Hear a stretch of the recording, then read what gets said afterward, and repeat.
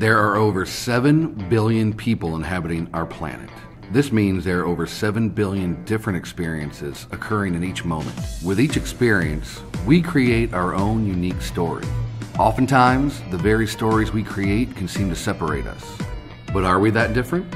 The same stories that separate us can be the glue that binds us together. I'm Paul E. Hendricks, an author searching for more human connection. Welcome to The Bridge.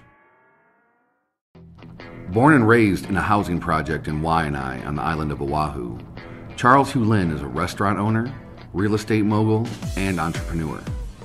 He was recently touted in Hawaii Business Magazine as one of Hawaii's top 20 emerging leaders that will have an indelible impact on Hawaii over the next 20 years. At 40 years old, a father of 3 children and engaged to be married, Charles is at the top of his game. However, it wasn't that long ago when he hit rock bottom. Each episode of The Bridge is centered on a thought-provoking theme. In this story, we explore triumph through adversity. I guess what the point in my life where things really had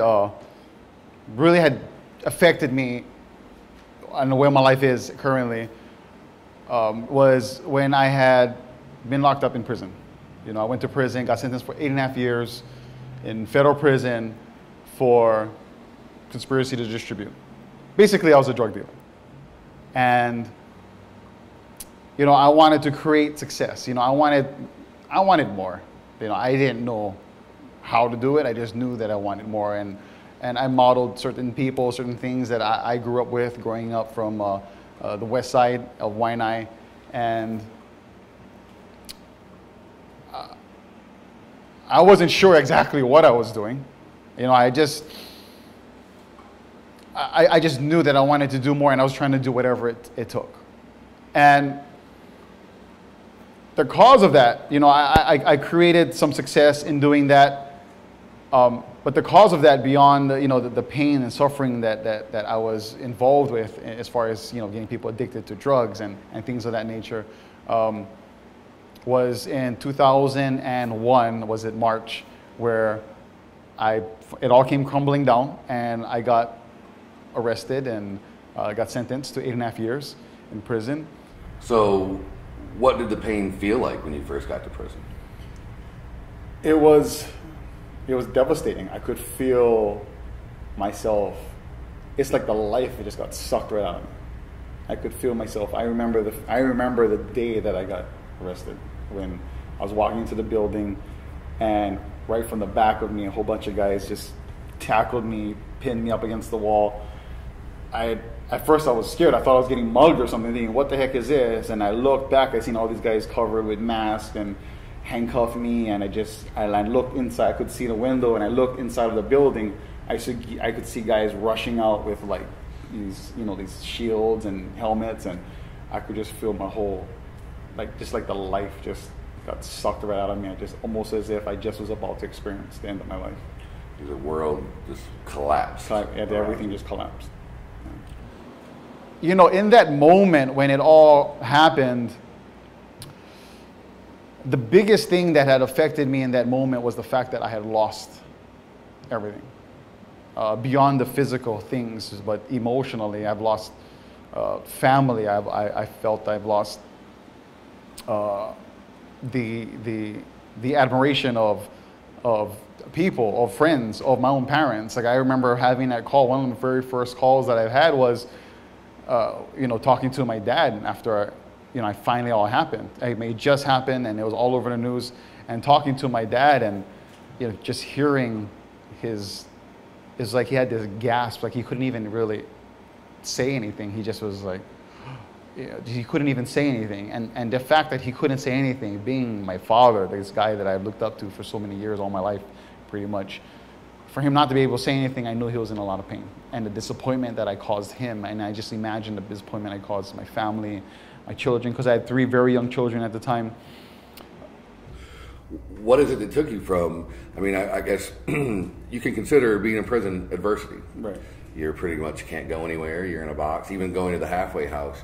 And I want to understand, what was your mindset from that place of, I'm going to take the knowledge that I have, and used that to not only accumulate some wealth and business and start living the dream life that you wanted to live and help others. What was that like? What was the process that you went through thinking about that, and how did you make that change from I'm not going to let prison hold me back? Mm-hmm.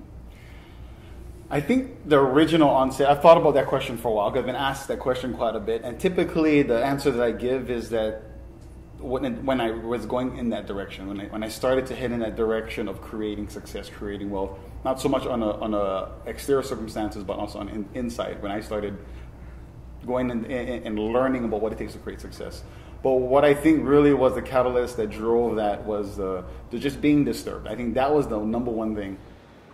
Success to me is having the ability to live the life that you want. That's what success means to me. It's not about the money. It's about being able, of course, everything's money is a huge thing. It's a part of it. But I believe that having success is about spending the time the way you want it. Or when was it that you realized you thought, I know I was made for something better than this? You had brought that up.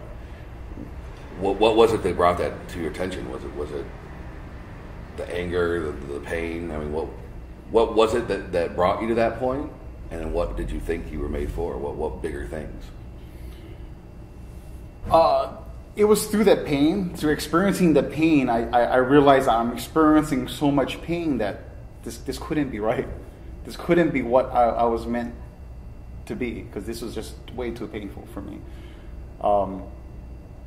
And what I realized, it was interesting. I remember laying down, I think I was laying down in my bunk bed, and I was going through these flashes of moments that happened in my life.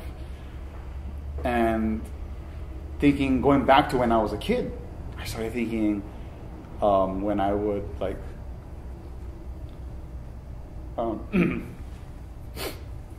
when I would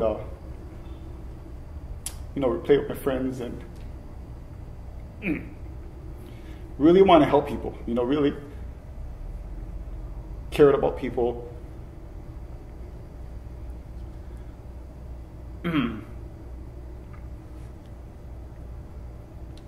The love that I had for people and wanting to see people happy and wanting to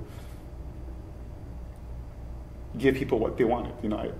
I would do things like, I remember thinking as a child, I would take old stuff, like an old book, and I would wrap it up to give it away.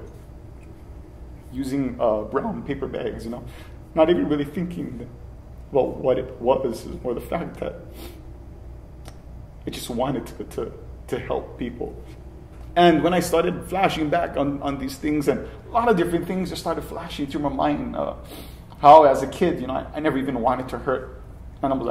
I thought this was kind of silly, but I remember taking, I would see like an ant, and I would want to go and rescue the ant, and I didn't know what I was doing. I was just as a kid, but as I started looking back and all of these things, it's like these flashes of moments in my life when I was young where I was just so lively, and I just wanted to help people, and I just wanted everybody to be happy, and I wanted to be loved too. I just wanted to feel like I was making a difference. And when these moments started going to my mind, and I just felt this huge, I just broke down. I just started crying. I just started crying because I realized that somewhere along the way I lost my direction, because that's not who I was. Somewhere along the way, this is not who I was designed to be. And because of what I realized, these things that I used to do when I was a kid. And it was from that moment I realized that I was designed for something better. I knew it says, hey, this is who I am. This is what I'm about. I went along this path, and I'm going to go back to that. I'm going to go back to living that being this kid who just wanted to help people, wanted to make a difference. I wanted to see smiles in other people's faces, wanting to know that somehow, because of me, their day just is a little bit brighter and better. Adversity is opportunity. Adversity is opportunity. Adversity is the opportunity to discover who you are, or who we are, who I am, and it's an opportunity for us to grow. It's an opportunity that allows us to see the thing that's beyond that. Because people who experience adversity, I believe, are people who are going for it. So where you're at now, not only your level of success in your business, your relationships with your fiance and your kids, do you think the events that happened where you got busted and went to prison, were they necessary in that journey to get to where you are now? Yeah, absolutely. I believe that the biggest struggle, and what I've learned from that, was that the biggest struggle in my life has been the biggest benefits for me. There was a learning experience in everything that I've gone through, and being that this was the most painful, it gave me the biggest benefit. There's nothing that has been so life-changing for me than going through that experience. Not so much the prison, not necessarily prison itself they cause it, but the emotional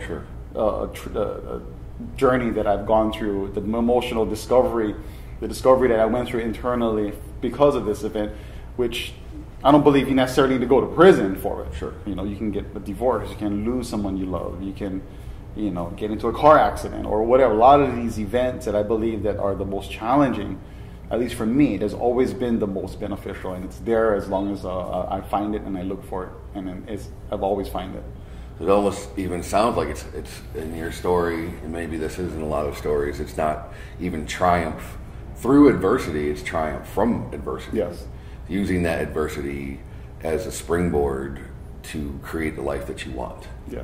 And I don't know that it always necessarily takes a painful experience or tragedy.